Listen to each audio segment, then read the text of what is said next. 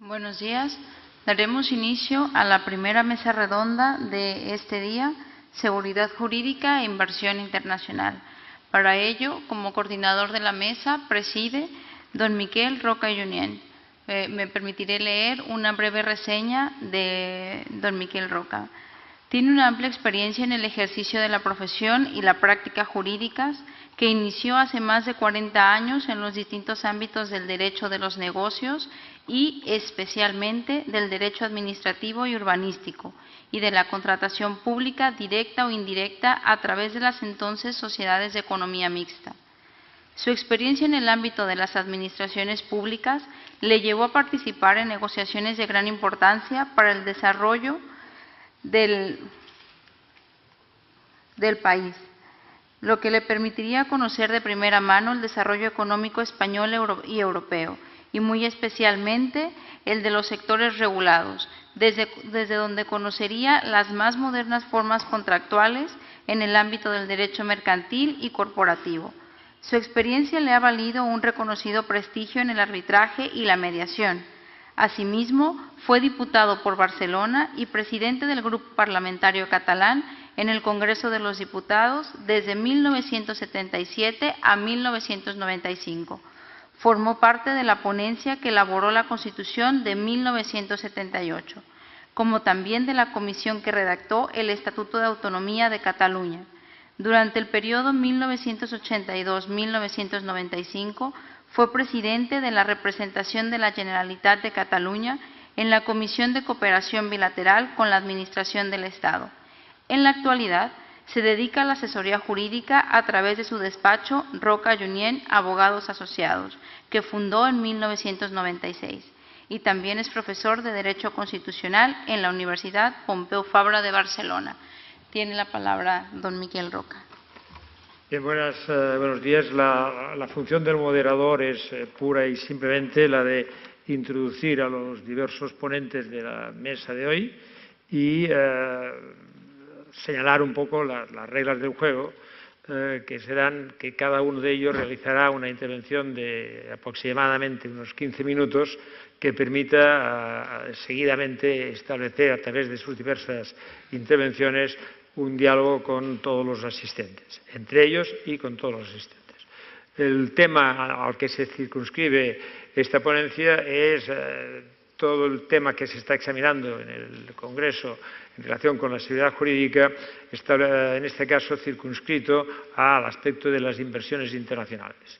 Y por esta razón, cada uno de los ponentes tiene sobrada justificación de su presencia aquí a través de la representación que ostentan o de participación en compañías vinculadas a negocios multinacionales y, por lo tanto, en los que en estas compañías todo lo relativo a la inversión internacional tiene realmente un condicionamiento muy importante en la seguridad jurídica de aquellos países en que desarrollan su actividad. El orden de intervención será con el que están ellos mismos sentados en la mesa a partir de mi derecha, y el primero de los ponentes va a ser don Guillermo Pickering de la Fuente, que es presidente ejecutivo de la Asociación Nacional de Empresas de Servicios Sanitarios Andes, persona conocida y con un currículum que en esta ocasión, yo lo lamento, no lo voy a leer porque si no gastaríamos cada uno con ustedes un tiempo precioso. Ustedes lo tienen en la documentación que se les ha facilitado. Es un personaje conocido en Chile y por su participación en todo este sector sanitario y, por tanto, podrá ilustrarnos seguro que con mucha autoridad y con mucha sabiduría sobre el tema que nos ocupa. Por lo tanto, el señor Guillermo Pickering de la Fuente tiene la palabra. Voy a utilizar el...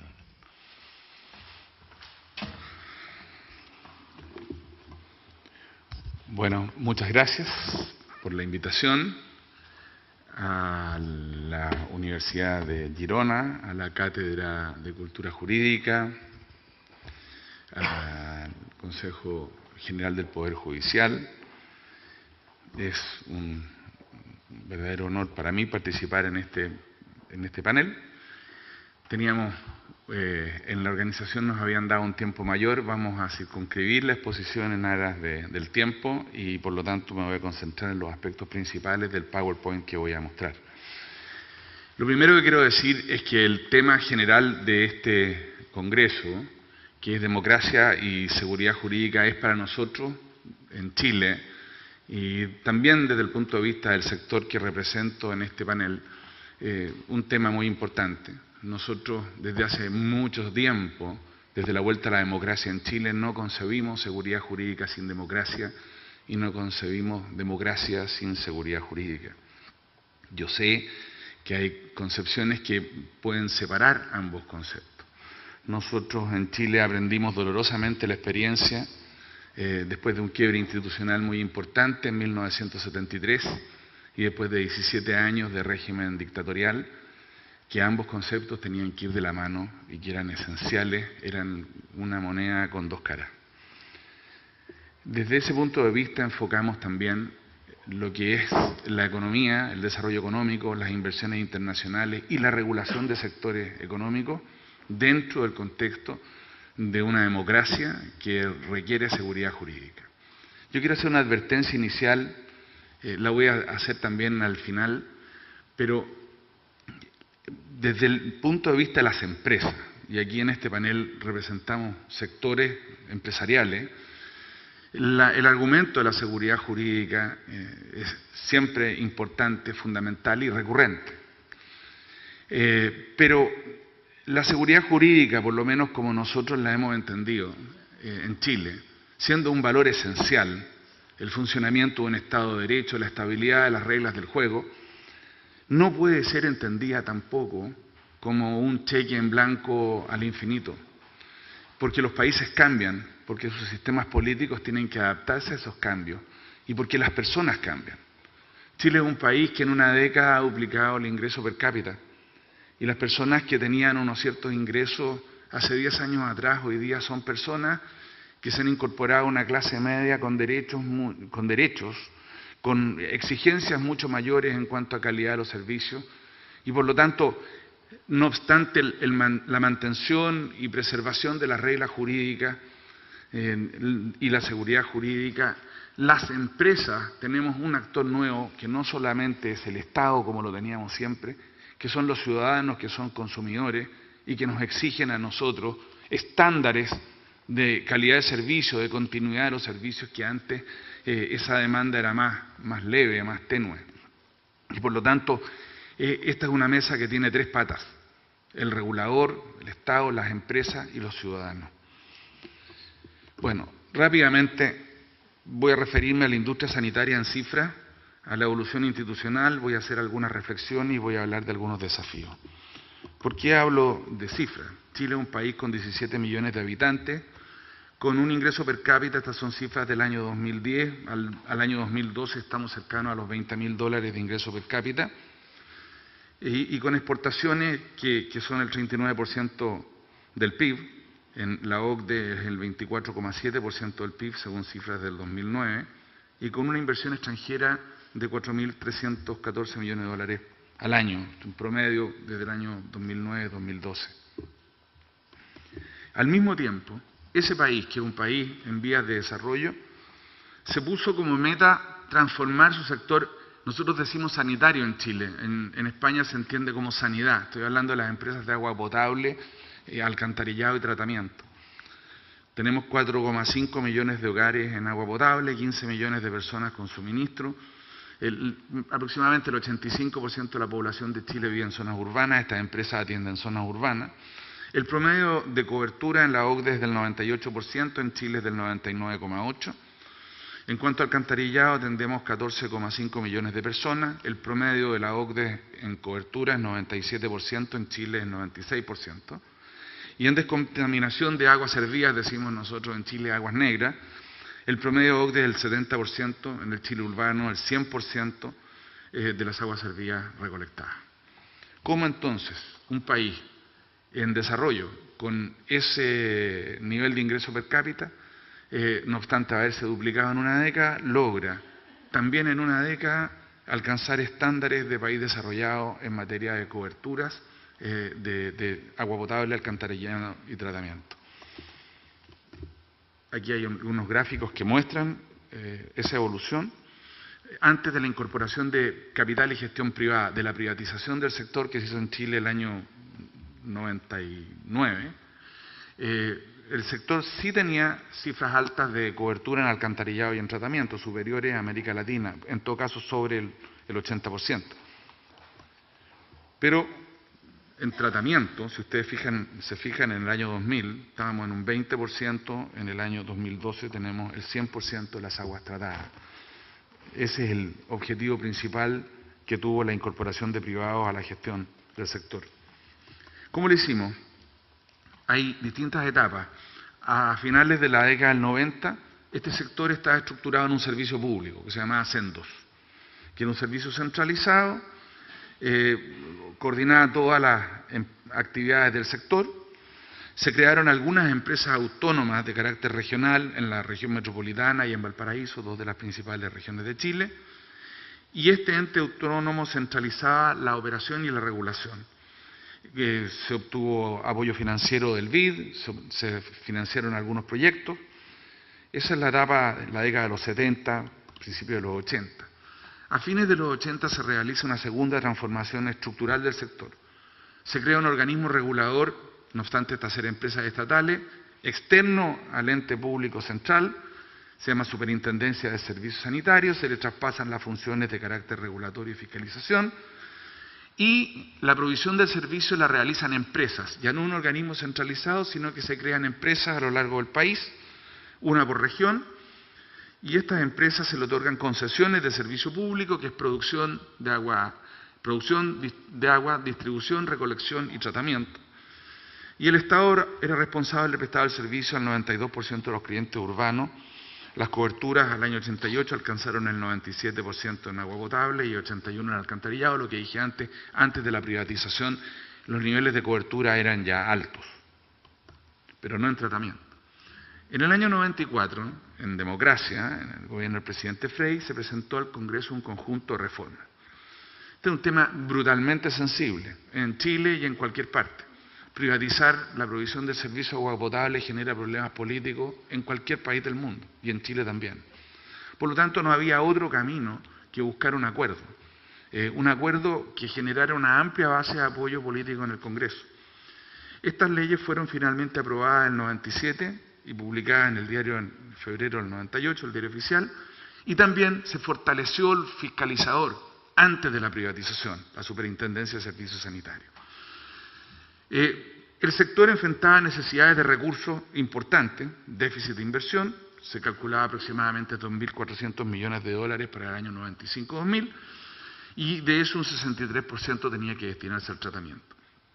Y las empresas estatales en esa época invertían aproximadamente 150 millones de dólares anuales.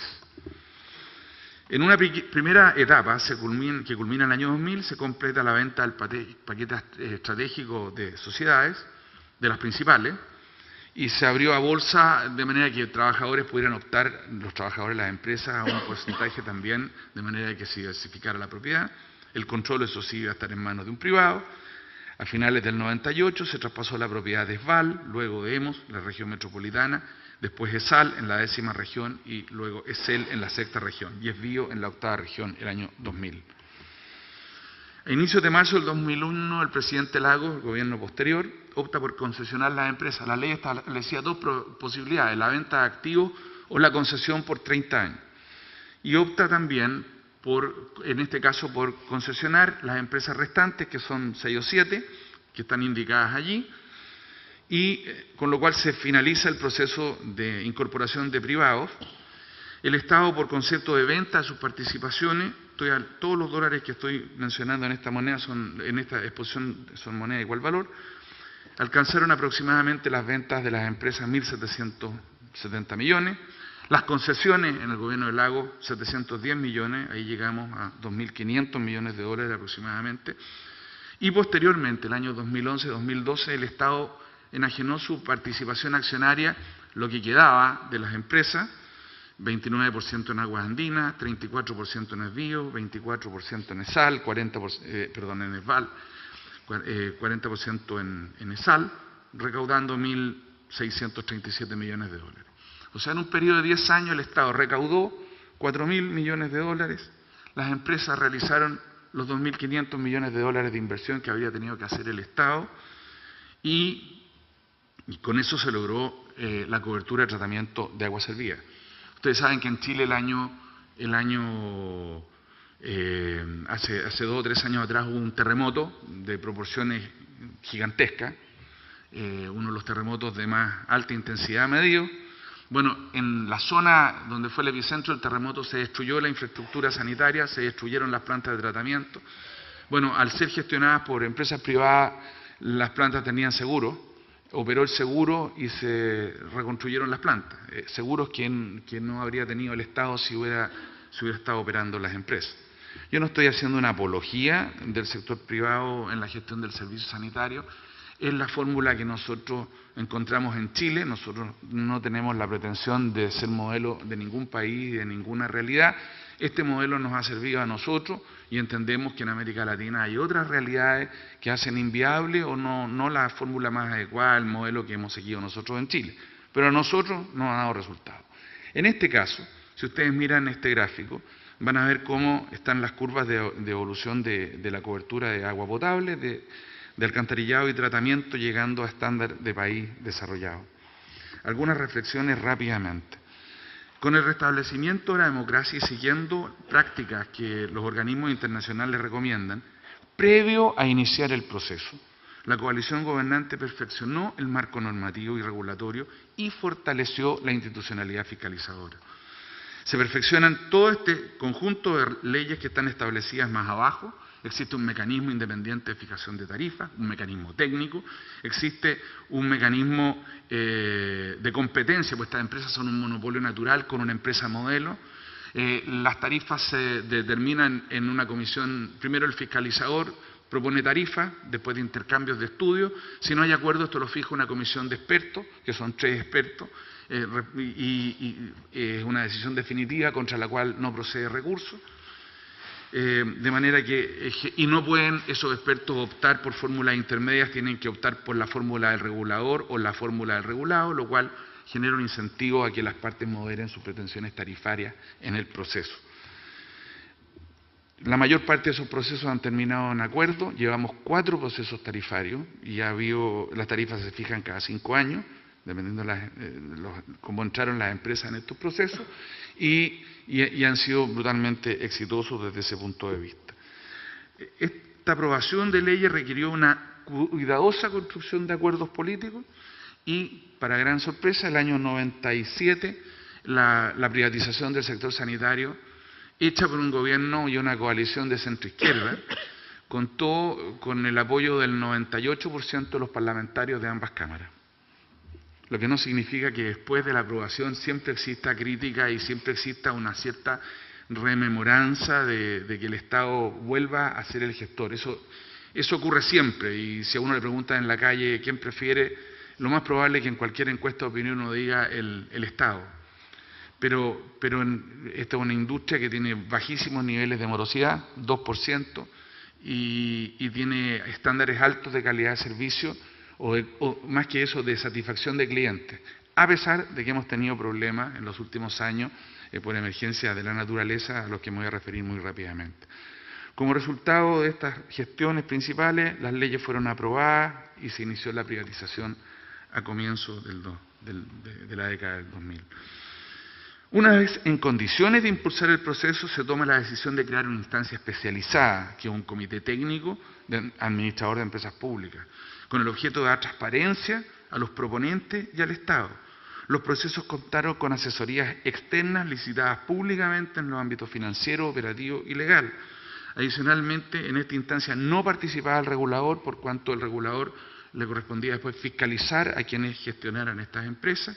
Y por último, el proceso fue ampliamente competitivo. En cada uno de estos procesos participaron 7 u 8 consorcios y nunca hubo una impugnación. El sistema mixto público-privado es el sistema que nosotros tenemos.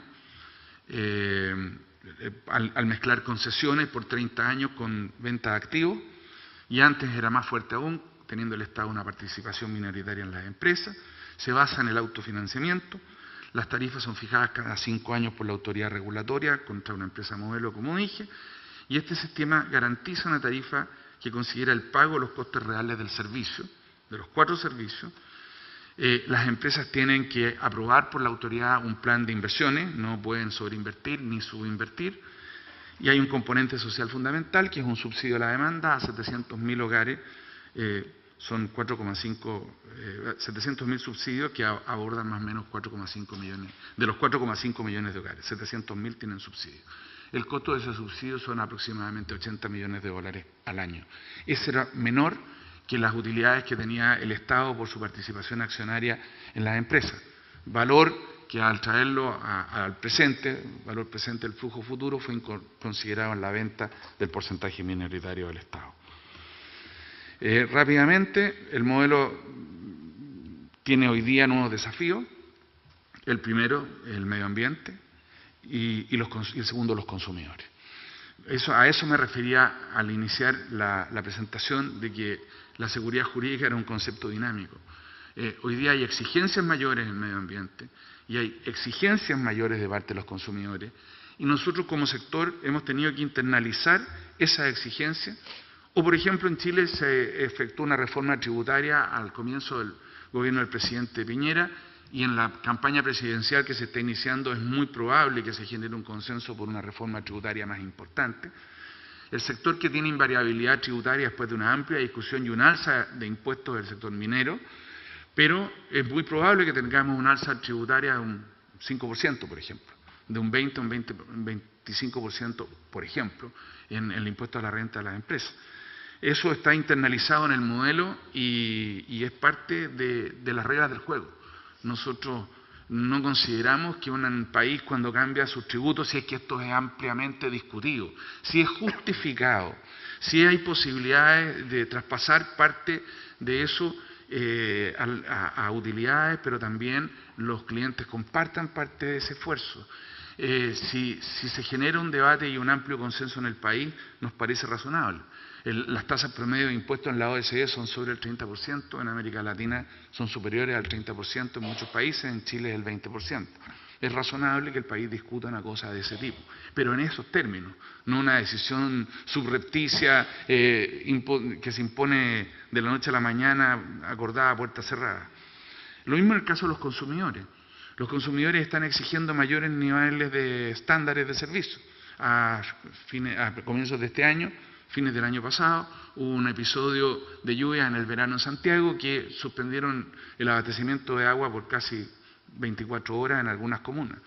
Bueno, esto generó un debate tremendo, generó una demanda de indemnización de perjuicios por parte del organismo defensor de los consumidores. La empresa se defendió sosteniendo de que había fuerza mayor. Sin embargo, llegó a un acuerdo con el Servicio del Consumidor para una indemnización cercana a los 5 millones de dólares. Eso es parte de las reglas del juego. Nosotros entendemos que hay un consumidor hoy día empoderado que es la tercera pata de la mesa. Ahora, no se trata de demandas todos los días, tiene que ser justificada, la empresa había cometido errores también en el proceso, no obstante ser fuerza mayor, y ese es el tipo de desafío que nosotros estamos enfrentando. En todo caso, esto tiene que estar dentro del marco regulatorio, tiene que haber debido proceso y en caso de diferencia tiene que haber tribunales independientes que garanticen la justicia, la equidad de las partes para defender sus argumentos y la total independencia de la decisión judicial. Y eso nosotros, afortunadamente, en Chile creemos tenerlo. Por último, tenemos algunos desafíos. Este objetivo país se cumplió. Chile es un país abierto económicamente. Por lo tanto, sus exportaciones son muy relevantes y estábamos sujetos a riesgo de acusaciones de dumping ambiental por no tener tratamiento. O teníamos todo nuestro litoral costero contaminado y el turismo es relevante. Eso lo cumplimos tratando las aguas y con los niveles que mostré anteriormente. Pero, ¿qué desafíos tenemos por delante? Tenemos una organización industrial, un órgano regulatorio eficaz, eficiente, con seguridad jurídica y predictibilidad. La primera reflexión sobre el futuro es que tenemos que pasar a una nueva fase de metas y no tenemos una discusión sobre las metas del sector que yo represento en el país aún, y eso es urgente. ¿Qué nuevos desafíos colectivamente debemos enfrentar, privado y sector público, en esta alianza estratégica que ha permitido que Chile desarrolle su infraestructura. Nuestra demanda, nuestra sociedad además, demanda más seguridad, abastecimiento, continuidad y calidad de servicio, ya lo señalé. También una capacidad de adaptación a los desafíos del cambio climático, así como instituciones que den mayor espacio para la transparencia, la autonomía del regulador y la rendición de cuentas. Nosotros tenemos un regulador que tiene contabilidad regulatoria de las empresas online, con oficinas en todas las regiones, con capacidad de pedir información, pero esto tiene que ser más fuerte y tiene que haber más participación ciudadana, y eso defiende el modelo y nos interesa a las empresas. Y desde el punto de vista de otro importante desafío, es ponernos del lado de los consumidores, como dije antes. Habitualmente las empresas miran al Estado y al Estado, digamos, garantiza la seguridad jurídica, pero también existe el lobby regulado y no regulado. Nosotros tenemos una ley de lobby discutiéndose en Chile, nos interesa que sea regulado a pesar de que se ha demorado mucho en el Congreso. Pero respecto a los ciudadanos, lo relevante es tener un nuevo trato. Para las empresas, la única seguridad jurídica fundamental es que estemos del lado de los clientes. Porque cuando los clientes están insatisfechos, aunque las reglas del juego sean estables, no hay ninguna autoridad política que pueda defender a las empresas frente a una demanda justificada de la comunidad. Y ese es un desafío nuestro. O nosotros tenemos un pacto con nuestros clientes, y ese es nuestro principal aliado a la hora de la seguridad jurídica, o la seguridad jurídica va a ser un concepto jurídico que puede ser avasallado en determinadas circunstancias por razones políticas. Eso es todo cuanto tenía en la exposición. Muchas gracias.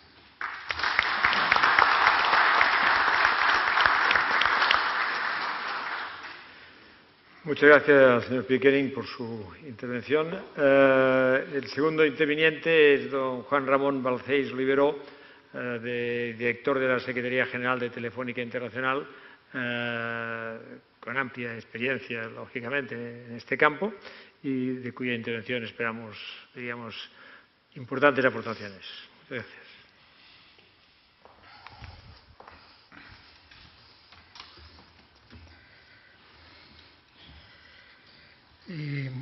Buen día, buenos días.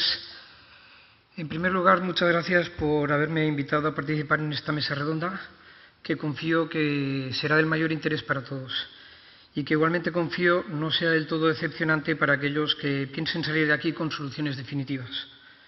Es evidente que un problema de las características como el que aquí proponemos, casi tan antiguo como la humanidad, es decir, tan antiguo como la economía, salvo escasos momentos de un hipotético buen salvaje rusoniano, es poco probable se resuelva en este foro. Y, sin embargo, espero que sirva para contribuir a la reflexión que todo tema humano merece. Y este lo es, y de la mayor trascendencia, me parece a mí, porque afecta directamente a las bases de nuestro sistema económico y jurídico, y, por tanto, a nuestra forma de comprometernos con la vida y con nuestro legado a las generaciones que nos seguirán. En definitiva, estamos hablando de democracia, estamos hablando de derecho y, en nuestro caso, estamos hablando también de inversión, de economía, prácticamente de todo. Y de eso se ha hablado a lo largo de toda la historia. Así que a nosotros nos corresponde intentar encontrar un punto de vista nuevo. Como decía Molière, los antiguos son los antiguos y nosotros somos los de ahora. Ese es un poco el objetivo que me gustaría de mi presentación. También me gustaría, y si el tiempo me lo permite, dividir mi presentación en dos apartados. Una en la que querría contar un poco la experiencia telefónica como inversor extranjero y una siguiente parte en la que hacer algunas reflexiones. Seguramente no me dará mucho tiempo para eso, no quiero comer el tiempo de los demás participantes, pero me tranquiliza saber que son muchas de las cosas que ayer, desde un punto de vista mucho más técnico-jurídico, fueron repitiéndose a lo largo de todas las distintas ponencias. Seguramente seguirán insistiéndose en ellas a lo largo de lo que queda de este foro y, por lo tanto, lo único que quería aportar yo un poquito es esos mismos conceptos pero vistos desde un punto de vista más del inversor, no tanto desde la pura práctica jurídica universitaria. En todo caso, empezando pues con la historia de Telefónica como inversor extranjero, cabe destacar, y no deja de ser curioso eso, que Telefónica nace como parte de una inversión extranjera de una empresa de capital americano, de ITT, dispuesta a invertir en España en ya un lejano año de 1924. Me gusta este detalle porque, en definitiva, voy a hablar de la experiencia de Telefónica como inversor extranjero de una compañía que empieza siendo, en definitiva, una extranjera. Al final del día nos damos cuenta de que en algún momento u otro todos hemos sido extranjeros.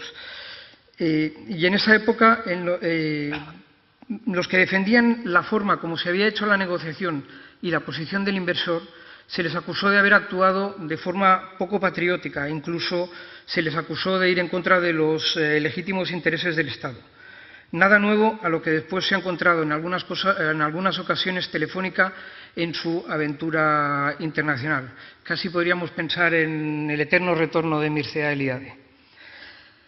La compañía vivió durante mucho tiempo como compañía local, posteriormente como compañía del Estado, hasta que a principios de los años 90, aprovechando la ola de privatización, también algo que se repite periódicamente, con las primeras inversiones de telefonía fija, primero en Chile, luego en Argentina y posteriormente en Perú, Telefónica empieza a ser vista como una empresa multinacional. Ya en el año 1998 inicia una de sus inversiones más importantes, que es la compra de una participación en Telespi, su andadura en Brasil. En el año 2000, una vez completamente ya privatizada, con la realización de lo que entonces se llamó la Operación Verónica, Telefónica asume el control prácticamente en solitario de las inversiones latinoamericanas.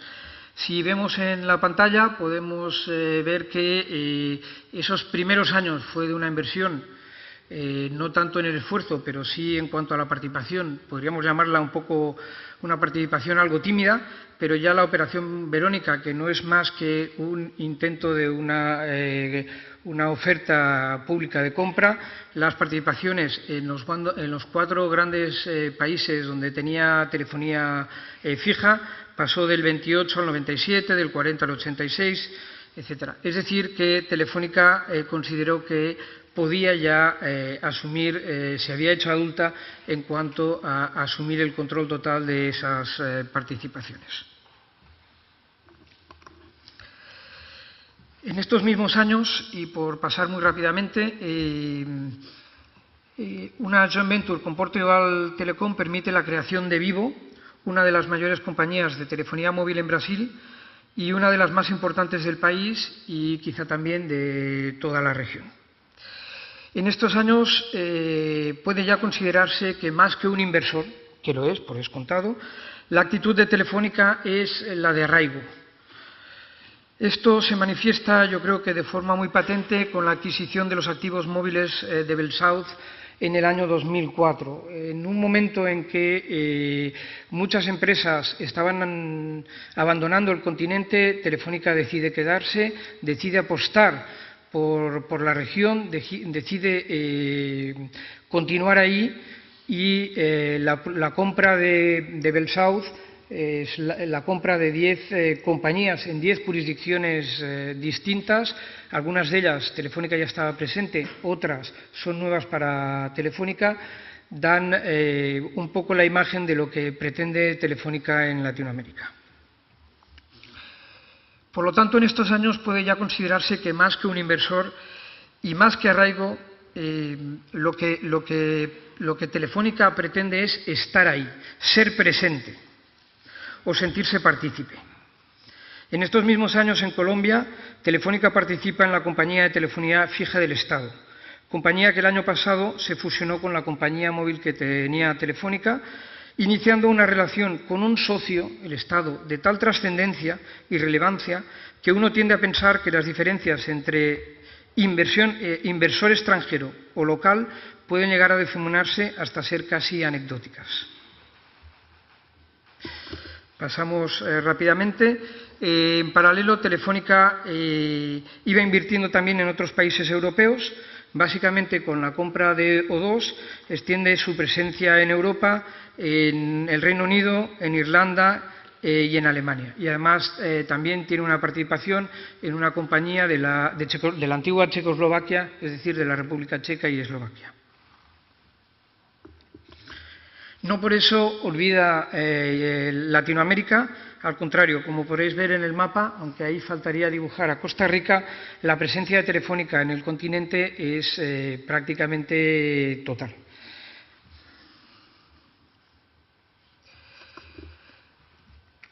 También en la primera década del siglo XXI, Telefónica emprendía nuevos proyectos de alianzas estratégicas, iniciando su aventura en China con la participación de China Unicom.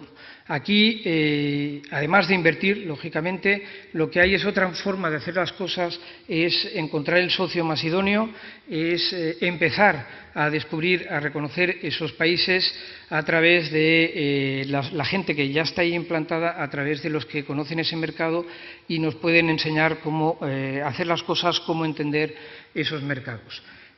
Como he dicho, la más importante es la alianza estratégica con China Unicom, pero también hay otras, como veis en Italia, o con Sunrise o Etisalat.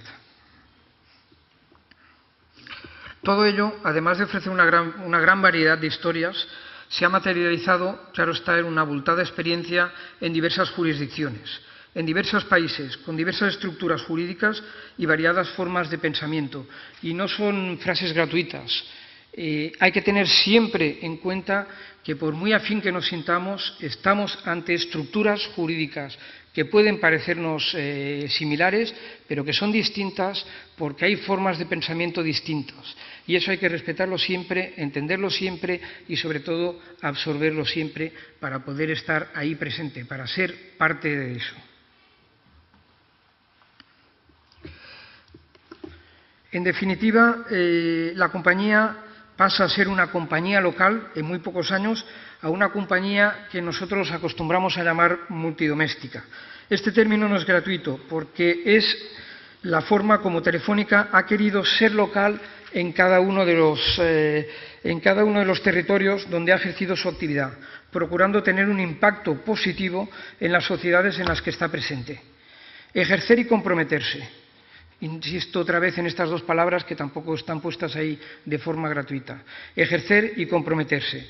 No cabe duda que Telefónica se ha comprometido decididamente en estos países, en estos territorios. Y como dice la pantalla, participando y siendo factor de apoyo en la cohesión social. Como ejemplo de eso, ahí están los muchos patrocinios, la mucha participación en la actividad de los territorios, pero sobre todo yo destacaría la iniciativa ProNiño, una iniciativa para erradicar el trabajo infantil y fomentar la educación de los niños, de las que podemos decir que todos los que trabajamos en Telefónica nos sentimos muy orgullosos y hacemos lo posible para que siga ahí, siga creciendo y cuente con la participación de todos. Pero también la creación de las academias Wayra en muchos países de Latinoamérica, también en Europa, como una plataforma del desarrollo del potencial de ideas que hay en cada lugar. Y eso me parece que es muy importante. Wayra lo que pretende es encontrar esas ideas que están. Esas ideas que a veces no han podido salir a la luz porque no había medios para iluminarlas, ya que estamos hablando de luz. Y, por lo tanto, lo que pretende es, teniendo ahí una pequeña presencia, encontrar ideas, apoyarlas, desarrollarlas y participar en su desarrollo. Y también con un fondo de capital, Amérigo, con un capital comprometido de 300 millones de euros, especialmente enfocado en América Latina, y que hace prácticamente unos días fue considerado como el mejor fondo del año por una publicación especializada que seguramente muchos de ustedes conocen, que es el Global Corporate Venturing. Aquí, básicamente, lo que hay es alguna de las cosas que hace Telefónica en cada uno de los territorios. Puedo decir, y creo que será compartido con muchos, que la experiencia ha sido, en términos más que generales, un éxito. Y parte de este éxito se debe, yo creo, a su diversificación, que es lo que pretende reflejar esta imagen. Si vemos, Telefónica tiene fuera de su país de origen el 86,5% de sus accesos, recibe el 76,9%, casi 77% de sus ingresos fuera de su país de origen. Es decir, que a veces pensar, desde luego, como una compañía local no tiene ya ningún sentido. Telefónica tiene que ser vista y, sobre todo, tenemos que verla como una compañía internacional. Invierte en el extranjero, pero básicamente es que está en el extranjero. Somos parte, si queremos, de ese mundo internacional, y así es como queremos vernos.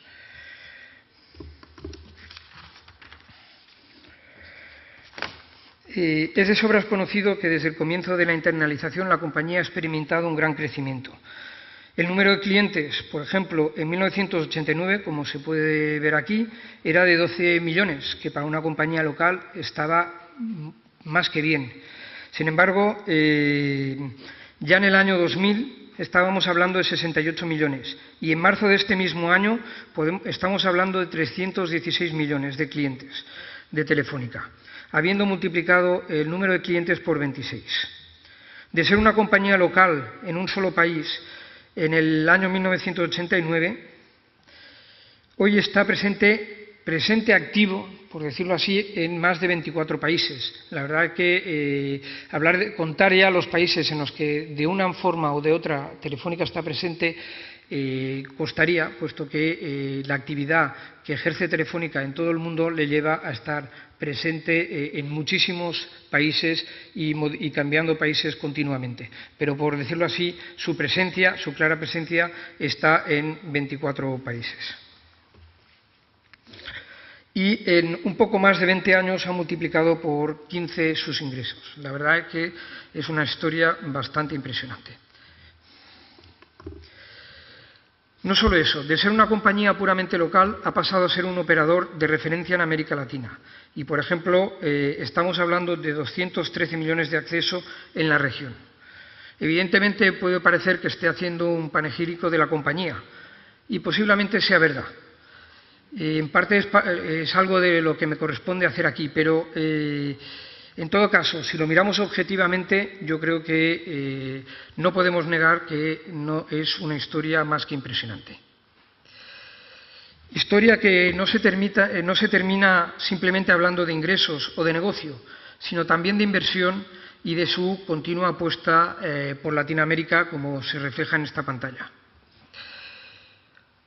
No todo ha sido un éxito, eso es verdad. Este camino ha tenido altos y bajos, como no podía ser menos, en cualquier historia.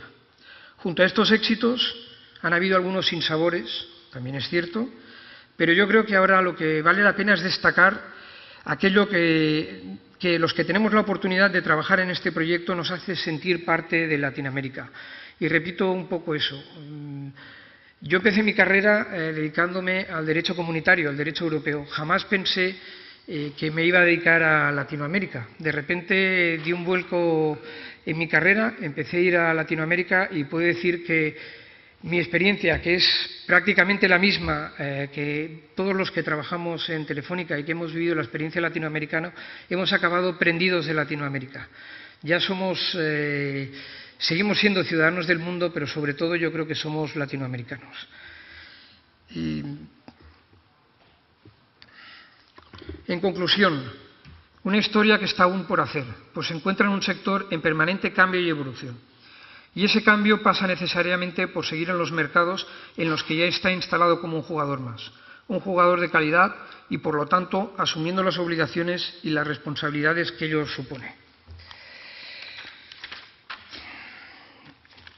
Esa parte, que quizá ha sido muy breve y que por descontado estoy dispuesto a ampliarla en lo que ustedes consideren a lo largo de las preguntas, y siempre que me queden al menos 5 minutos para 2 minutos. Me gustaría simplemente y muy rápidamente, he intentado reducirlo al máximo, hacer algunas consideraciones generales sobre lo que es la seguridad jurídica para el inversor. La verdad es que cuando me pidieron de intervenir aquí, lo primero que hice fue aprovecharme la experiencia, no tanto la mía, sino de todos mis colegas latinoamericanos en las secretarías generales de las compañías del grupo. Y evidentemente, además les hice 2 preguntas. Sabemos lo difícil que ha sido, las dificultades que habéis tenido como abogados locales muchas veces defendiendo los intereses de una compañía internacional, pero ahí seguimos y ¿qué pensáis? Y la segunda pregunta también es, ¿qué ha cambiado en estos 20 últimos años? La primera, la respuesta evidentemente fue un poco menos directa. Todos su experiencia cambiaba de un lado para otro, y lo que me llegó es que hay una satisfacción, pero esa satisfacción no es incondicional. En definitiva, la seguridad jurídica es como la felicidad, nunca es absoluta. Quizás solo lo sean los círculos celestiales a los que se refería Platón en la Grecia clásica, pero en este caso habría que elevar mucho el alma para contemplarla. Y nosotros estamos aquí para ver la realidad del día a día. Sin embargo, todo apunta a que existe, y insisto eso, existe esa seguridad y la tenemos que encontrar y aprovecharnos de ella. Y como tal, es obvio que es imperfecta. Imperfecta en la forma que decía el poeta René Char, que decía: los hombres sin defectos son como los montes, sin barrancos. No me interesa. Hay que saber encontrar pensar que no estamos en un mundo perfecto, sino al contrario, en un mundo lleno de imperfecciones donde se pueden dar atisbos de perfecciones. No por ello es menos necesaria, al contrario, es fundamental. Y en una entrevista a Enrique Mendoza, por ejemplo, en El Peruano, decía que somos conscientes que un factor crítico para la competitividad es el adecuado desempeño de su sistema judicial, que, como hemos visto también en las exposiciones de ayer, es otra forma de hablar de seguridad jurídica. Está claro que sin una seguridad jurídica, al menos sin un cierto grado mínimo de seguridad, y quede claro que por mínimo no me estoy refiriendo a poco, es imposible la inversión de cualquier tipo y, por descontado, mucho menos la inversión extranjera. Pues la local está ahí y la extranjera tiene que venir. Escribía recientemente un letrado argentino: es solamente a partir de normas estables y jueces probos que se puede recrear un ambiente de inversión que genere prosperidad y no pobreza. Podríamos matizar muchísimas más de estas cosas, pero voy a terminar y quizá termine y me voy directamente a las conclusiones. En definitiva, y esa era parte de mis reflexiones, aunque no he podido desarrollarlas, los pilares de la seguridad jurídica, vistos desde un punto de vista no técnico-jurídico, sino más amplios, desde el inversor, son algo tan simple de enumerar y a la vez tan complejo de aplicar como el orgullo por el régimen que permite el desarrollo económico dentro de un marco de igualdad, la dignidad como forma de hacer las cosas, el respeto por el otro, sea extranjero o nacional, y la educación como mejor forma de enfrentarse a los nuevos desafíos que nos rodean. Ni nada más ni nada menos. Concluyamos ya. Pues la seguridad jurídica como felicidad nunca es perfecta. Se sustenta siempre en un equilibrio inestable, pero no por ello puede ni debe llegar a ser menos sólida. Sin ella no podríamos vivir, y la responsabilidad de vivir de la mejor manera posible corresponde tanto al Estado como a los inversores, es decir, a todos los que estamos y participamos en la sociedad. Yo os pediría que nos atrevamos, con foros como esos, a mejorarla. Al fin y al cabo, como decía Alfred de Vigny, la esperanza es la más grande de nuestras locuras. Y como decíamos ayer, si bien descubrimos que había muchas imperfecciones, todos salimos esperanzados. Gracias por la atención.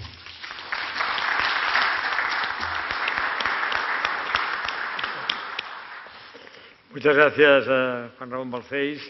Le corresponde ahora intervenir a don Rafael Gil Nievas, que también es director del régimen jurídico de los negocios en América de Iberdrola y, por tanto, también con larga experiencia en este campo.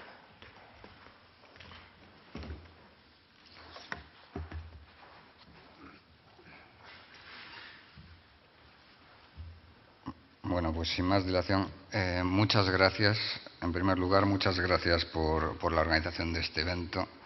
Muchas gracias por traernos a Girona. Para mí es como venir a casa, tengo familia y veraneo a 20 kilómetros de aquí, con lo cual estoy doblemente agradecido. Pero particularmente gracias por enfocar este tema, que hay veces que es complejo de enfocar, y creo que el programa en este sentido está muy brillantemente y muy inteligentemente estructurado. Se habla en este panel de seguridad jurídica y desarrollo económico y luego sucesivamente se tratan de dos cuestiones que son diferentes, que reciben tratamientos y protecciones diferentes, pero que están estrechamente vinculadas, como son la inversión y el comercio. Cuando tratamos aquí de inversión, estamos tratando de inversión internacional. Inversión internacional que no hay que confundirlo con comercio. A estos efectos, tradicionalmente se hace lo que se llama el Salinis Test, para saber si estamos realmente ante una inversión, es decir, si existe contribución del inversor, si existe ejecución del proyecto por un tiempo determinado, existencia de riesgo empresarial en el inversor y de beneficio económico en el receptor de la inversión. En definitiva, la inversión de la que tratamos es la inversión extranjera que crea vínculos duraderos, supone inyección de capital para realizar una actividad económica continuada.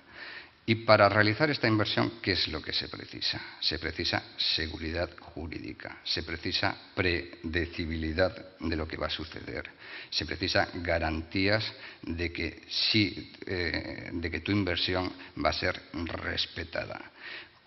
¿Y cómo hacemos esto? Pues sin perjuicio de los análisis económicos que se pueden hacer antes de realizar la inversión, hay que hacer también un correspondiente análisis jurídico. Tradicionalmente, la protección jurídica de las inversiones pues es una cosa relativamente reciente. Hablaba el ponente anterior de que es una cosa tan vieja como el tiempo, la protección de las inversiones y la cuestión económica. Y es verdad, anteriormente, hace siglos, ya se protegían las inversiones. ¿Pero cómo se protegían? Pues por la diplomacia o con la guerra. Es decir, era algo realmente triste, pero se protegía así y las inversiones del Canal de Suez eran un ejemplo de eso. Afortunadamente, nadie habla ahora de eso. Hoy en día hay tratados de promoción y protección de inversiones. Estos tratados de promoción y protección de inversiones son algo relativamente reciente. El primero, por un Estado miembro de la Unión Europea, se firmó en el año 1959 por Alemania con Pakistán. Y desde entonces se han ido firmando, pues Alemania tiene más de 120, Reino Unido tiene más de 100, Francia tiene más de 80 y España tiene más de 60. ¿Qué procuran estos tratados de promoción y protección de inversiones? Pues procuran promover la inversión y dar garantías a los potenciales inversores. ¿Cómo se dan garantías a los potenciales inversores? Pues a través de una serie de principios y a través de unos mecanismos efectivos de enforcement. ¿Cuáles son los principios esenciales a efectos de protección de las inversiones? Los principios que suelen fijarse por los correspondientes tratados de promoción y protección de inversiones, pues suelen fijar principios como el de igualdad de trato, es decir, que los impuestos para mí sean los mismos que para la empresa nacional. Suelen fijar principios como el de nación más favorecida, es decir, que el trato que me des a mí sea igual que el trato que des a la nación a la que más favorezcas. Suelen fijar el principio de trato justo y equitativo. Suelen fijar la garantía de la seguridad física y jurídica de la inversión. Y suelen fijar determinadas garantías con respecto de la expropiación.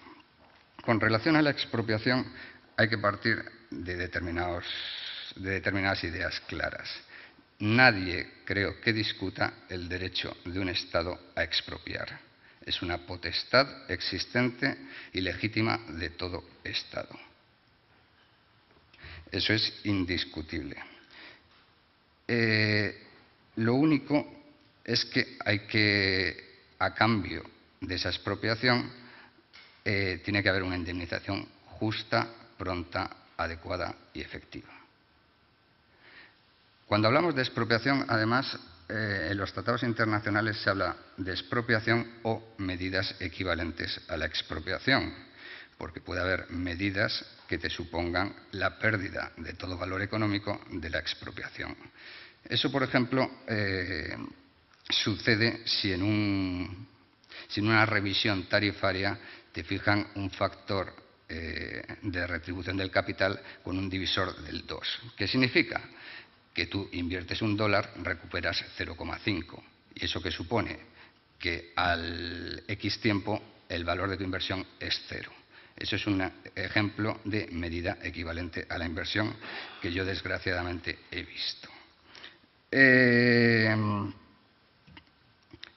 Volviendo a la idea de que la expropiación es algo plenamente legítimo y es una potestad del Estado, hay que garantizar simplemente ciertos principios. Hay que garantizar, con arreglo al derecho internacional y a los tratados, en primer lugar, la existencia de una justa causa. Esta justa causa normalmente los a valorar la misma. Consideran que si el Estado ha expropiado, existe la justa causa para ello.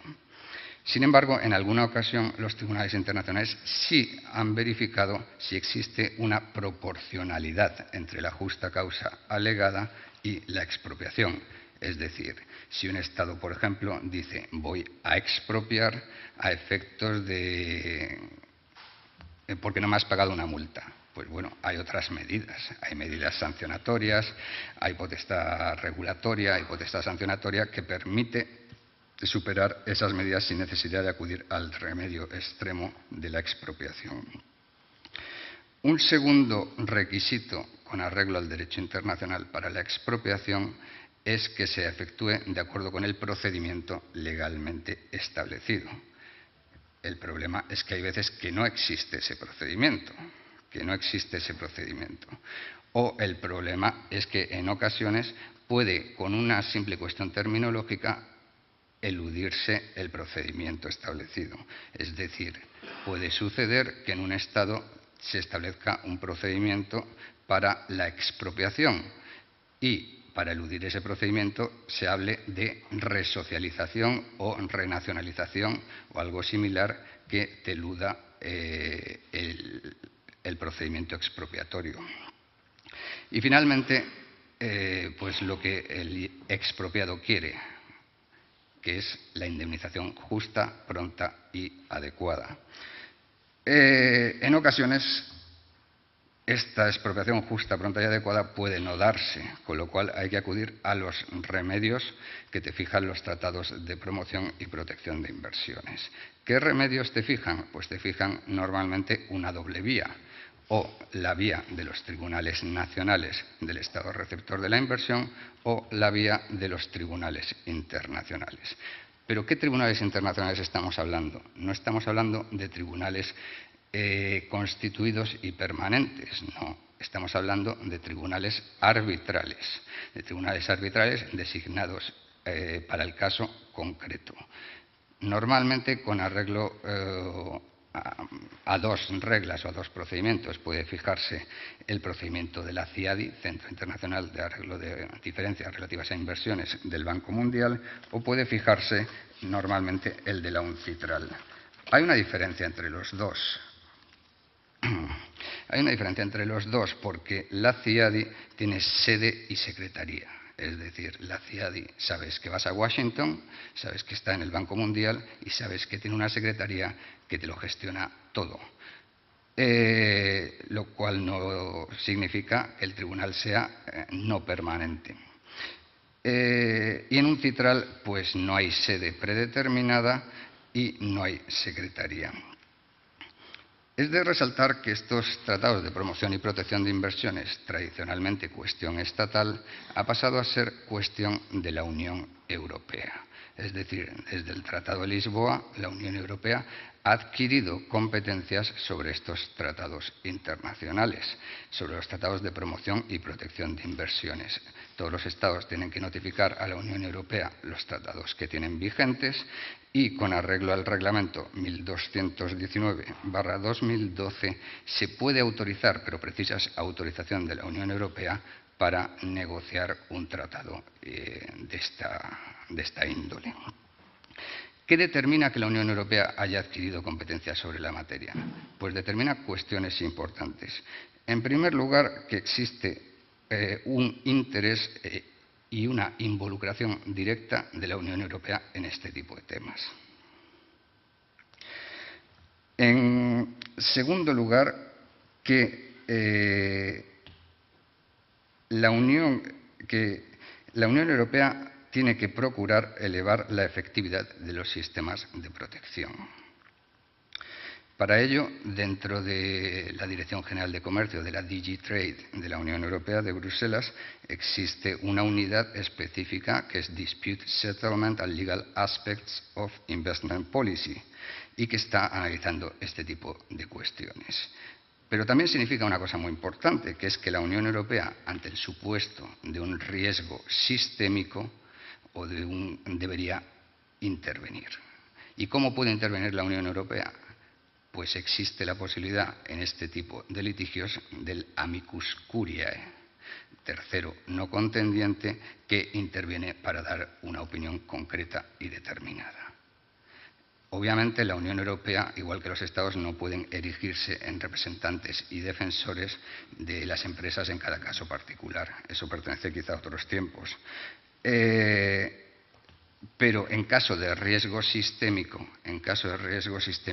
sí podría ser más que un derecho, una obligación su intervención. Voy a poner un ejemplo. Un ejemplo es si, por ejemplo, un tribunal internacional se declara incompetente para conocer de la materia, cuando realmente existen criterios en los que basar su competencia. Se declara incompetente y decide que si el inversor tuvo la posibilidad de acudir a tribunales nacionales en el estado de recepción de la inversión, no debe poder acudir a tribunales internacionales, puesto que los tribunales nacionales ya han podido revisar la legitimidad y legalidad de la actuación del Estado.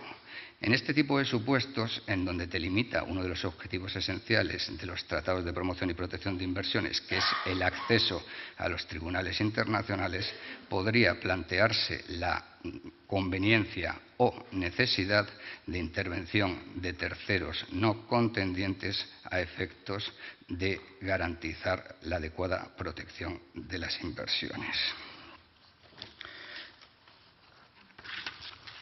Y finalmente, queríamos hacer una comparación para determinar la efectividad de los sistemas de protección de las inversiones con la protección que existe a nivel internacional de la actividad comercial. Y aquí es donde se puede ver si existe o no espacio de mejora. Con arreglo a la Organización Mundial de Comercio existe, por ejemplo, determinadas medidas preventivas importantes. Existe un deber por parte de los Estados de informar periódicamente sobre sus barreras o políticas comerciales. Existen revisiones periódicas, existen normas claramente definidas para los procedimientos y existe una apelación en derecho. Sin embargo, a nivel de protección de las inversiones no tenemos apelación en derecho. No tenemos uniformidad de criterios. Puede suceder que, por ejemplo, dos inversores, uno americano y uno norteamericano y uno español, tengan una inversión en un determinado país. Haya un conflicto en el país receptor de la inversión y haya que acudir a arbitraje. Pues bien, el inversor norteamericano se basará en su propio tratado de promoción y protección de inversiones. El inversor español se basará en su propio tratado de promoción y protección de inversiones. ¿Qué significará? 2 arbitrajes paralelos con potenciales resultados diferentes. Puede suceder que en uno, dado que existen dos arbitrajes paralelos y 2 tribunales que decidirán, puede suceder que en uno el tribunal arbitral decida otorgar una indemnización y en el otro decida no otorgar una indemnización, o que la desproporción entre las indemnizaciones conferidas sea extraordinariamente grande. ¿Qué vemos aquí? Pues que no existe la uniformidad que existe en materia comercial con relación en materia de protección de inversiones. ¿Qué se puede hacer para mejorar? ¿Qué se puede hacer para mejorar? Pues vamos a partir de lo que pueden hacer las empresas. Y no puedo hablar por todas, pero puedo hablar por lo que estamos intentando hacer desde Iberdrola, y es convertir nuestras empresas en empresas locales, total y absolutamente. Es decir, Iberdrola México es una empresa total y absolutamente mexicana, con su propio consejo de administración que resuelve sobre las cuestiones esenciales, con su propio management allí, con su propia comisión de auditoría y cumplimiento, con mayoría de consejeros independientes y presidida por un consejero independiente, y con un impacto positivo en la sociedad. Es decir, hemos transformado las sociedades a través del sistema de gobierno corporativo en sociedades locales. ¿Qué se puede hacer a nivel internacional? Pues a nivel internacional ver si podemos aprender algo de las prácticas y políticas y principios de protección de la actividad comercial. ¿Y qué pueden hacer los Estados para recibir inversiones? Pues dar seguridad jurídica, dar garantía a los potenciales inversores y, en definitiva, garantizar la predecibilidad de lo que va a suceder con esa inversión. Muchas gracias.